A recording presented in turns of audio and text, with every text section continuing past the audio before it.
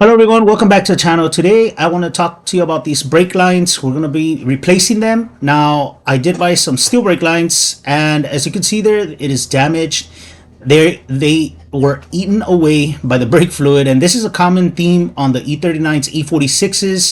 So due to the age, this car is almost 30 years old, and these lines are pretty much gone. If you brake, the fluid comes out through there, and it is dangerous because that fluid will jump onto other places or the engine when it's hot, and it can burn your car down. So always remember, if you have your old brake lines, make sure you replace them so you can prevent your car from burning down. It is a very common issue with the BMW E39 and BMW E46s, and it's just better to go ahead and go with the steel brake lines. And we're going to go ahead and use the Goodrich ones. So far they look good. I opened the box already, but with that being said, let's go ahead and get started. 2 hours later. So right here I have 528i's. I want to show you something that I did recently on Stop wheels.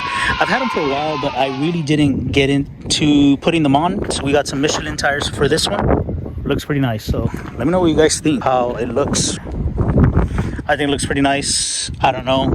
I do have Style 5s, but the thing is I need to get some other tires for it. I wanted these tires to stick with the Style 42s. If you look at this one, this is the spare, so it looks pretty beat up. But I do have the nicer one, and I messed up since I was in a big hurry. I got the more beat up one, and I took it with me. Now I do have the one that looks really nice. It's actually no scratches on it.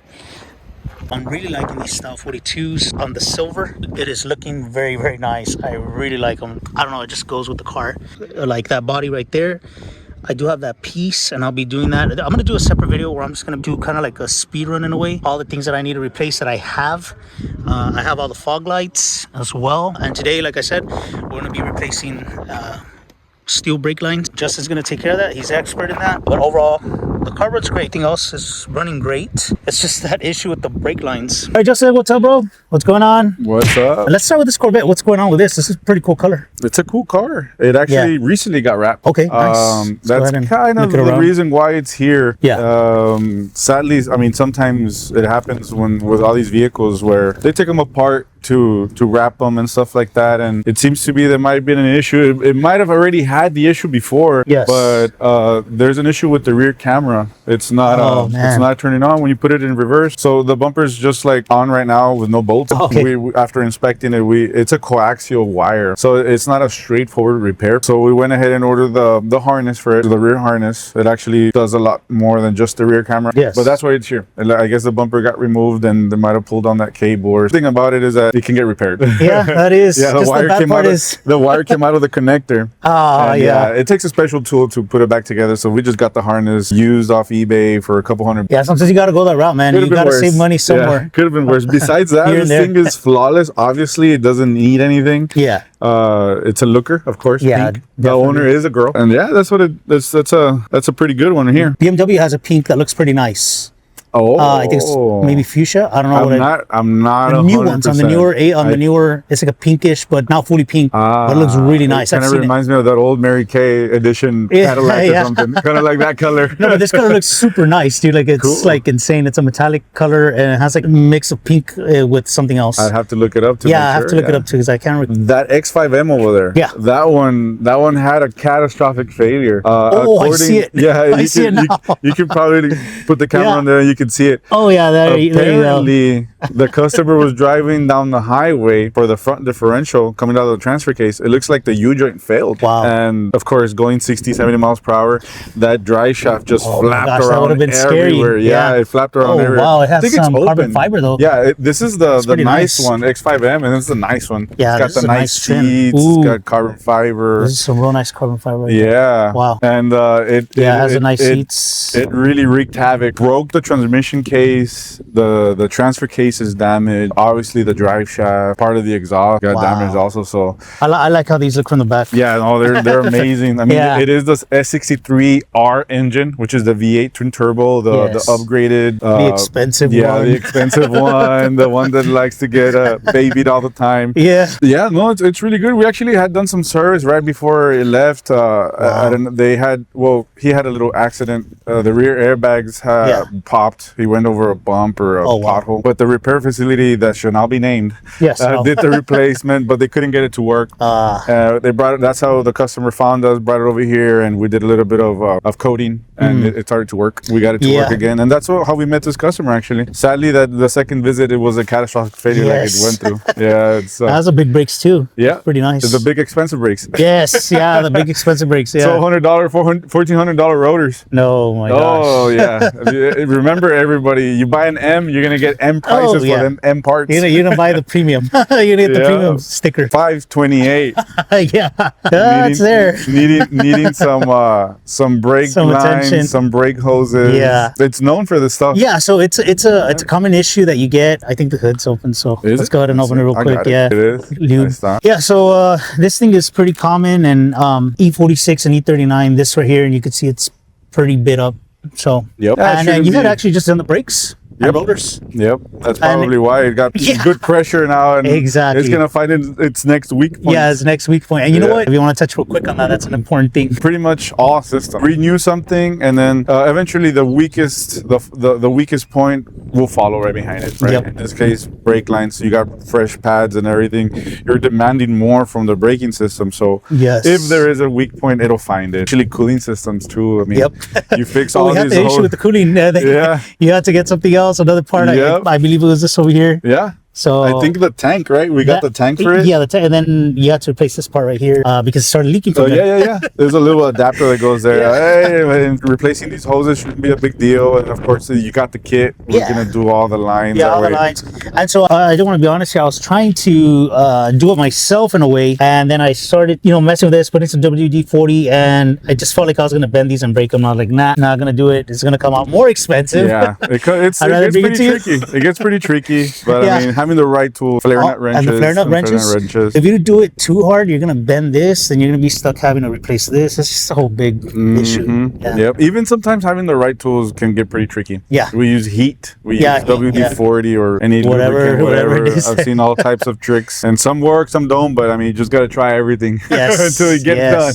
Yeah, that's true. Yeah. But other than that, the car you had left there running pretty good. Everything was good. It's just like we say, it's it's the age. A big thing about these older cars, E46s, E39s, E36s, the people don't really do any maintenance. It's like they just drive them until the wheels fall off. Literally. Yeah, and then they just pass them on to the next customer. It's very common that I have seen, at least in used cars, people are going to drive the car until the wheels fall off. Yep, especially these age, The age, They just drive them and they don't see any value to keep them up or whatever. But I mean, like we've seen before. Yes. You throw money at it the proper way. Yes. They'll last. The proper way. Yeah, and that's key word right there. You try not to cheap out on parts. If you can do your best, at least O'Reilly's. But yeah, I mean, the shop hasn't really changed much other than more BMWs. No, it looks pretty good. You got a lot of work. We got a lot of work. Two more cars in the bay. Over there. I mean, we have that Supra. That one was really cool. That was a crashed auction car. Oh wow! And that sounds pretty cool. Yeah, the customer had about 2 years, a year and a half at a shop, and obviously they know what it's just a regular shop. It was just a regular shop that shall not be named. And and I think so. There's gonna be a lot of those, right?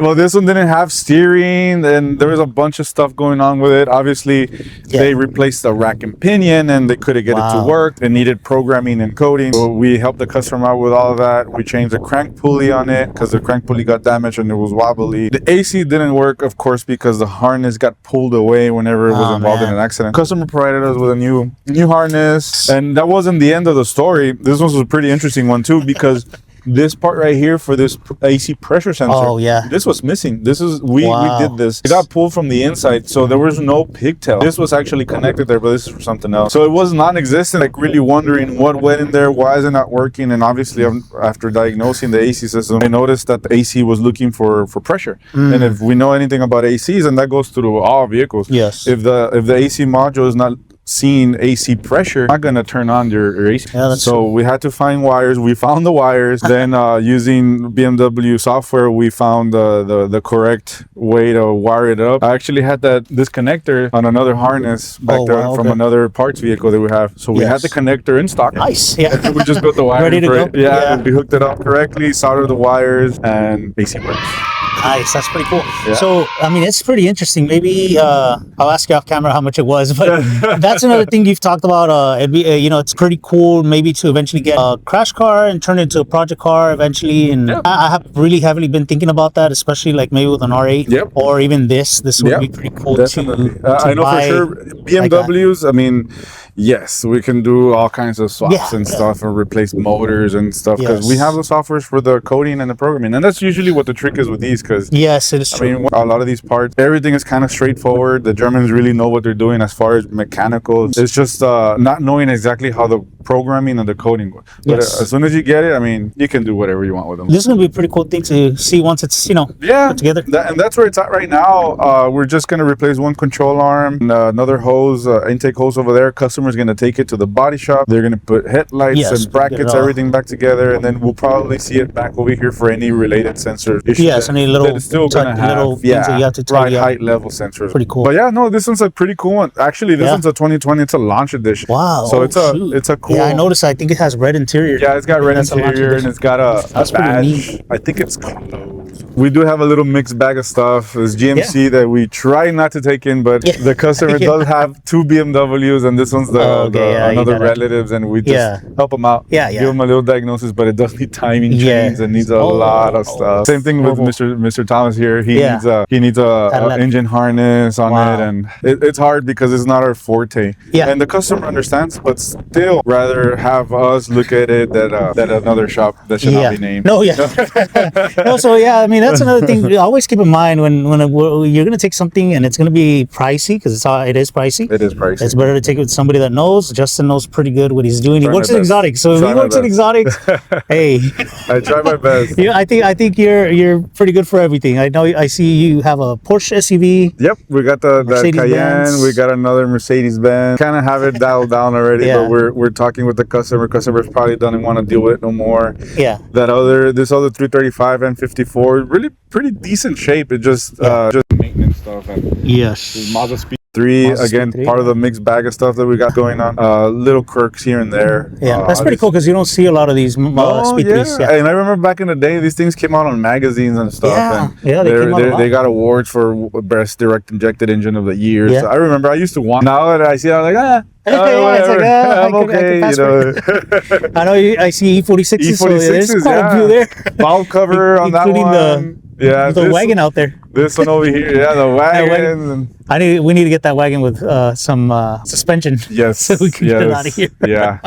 Remember that thing works. Yeah, it works. AC works. It's a car. It was surprising. It's a car. It's surprising. It's a car. It's pretty cool. We got another Cayenne over there. Oh yeah, I see. But that one's a crazy situation because they took it apart.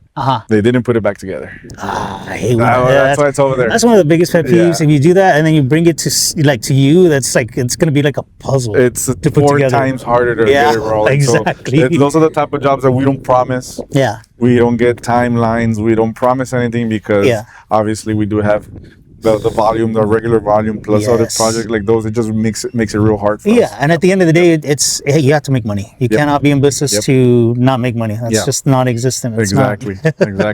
Mercedes-Benz need an electric power steering rack for that one. Oh wow! We can't seem to find one. I mean, there's some online here and there, but it's always those are not cheap. They're not cheap. They're not iffy. Actually, we just quoted the customer. The rack by itself, $3,800, $3,900. That's for Mercedes. That's a rebuilt one with warranty from Mercedes. But customers still they're figuring out their finances, see if it's gonna be worth it to keep, do it or not, or whatever. As of now, it drives, it moves, but of course, the steering is super tough, super tough. Yeah. The scary part is I think this one's gonna end up needing some steering attention. But I think we'll talk about that later because I know for sure. I'm not gonna mess with that. That has to go on a lift, and it gets pretty tricky. Pretty tricky. I mean, that one being electric, believe it or not, it's a lot simpler. Wow. Yeah, it's a lot simpler than your regular hydraulic stuff. Yeah, you got hoses, return hose, intermediate hose, and power pump, and filters, and regulator for the pump. It gets pretty.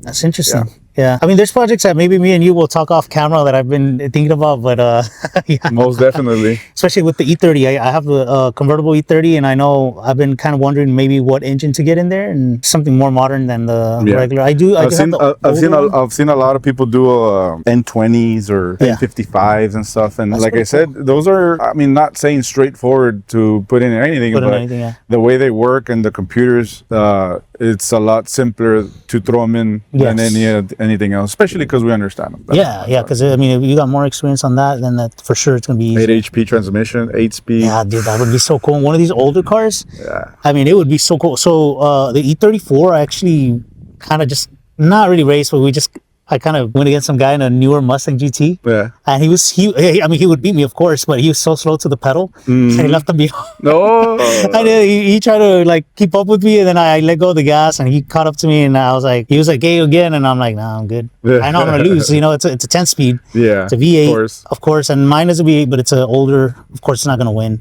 I caught him off guard, so. Yep. But it was kind of fun. Yep. It's always fun. Yeah. No, well, Justin, we're gonna end it here. I know it's already getting late, and you're gonna close shop here. And thanks for kind of giving us an insight on what you're doing. I always find it interesting, all these cars that are here that are ready to be worked on and stuff. There's always a story with each one of these cars. There's always a story. Yep. You know, one thing I've noticed is cars are money pits. Yeah, they're not investments. No, not investments for sure. Investments. Even newer ones. Yeah, even newer ones. Yep. But here we are. Yeah, well, here we are. Yeah, for sure. Anyways, that's all for the vlog today, guys, and hope you all enjoyed it. Justin and Marzaautogroup, make sure to contact them. I'll leave their info down below.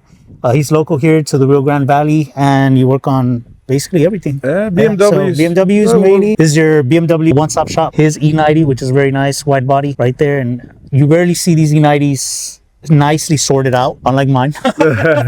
Mine's all beat up. Well, with that being said, guys, we'll see y'all on the next one.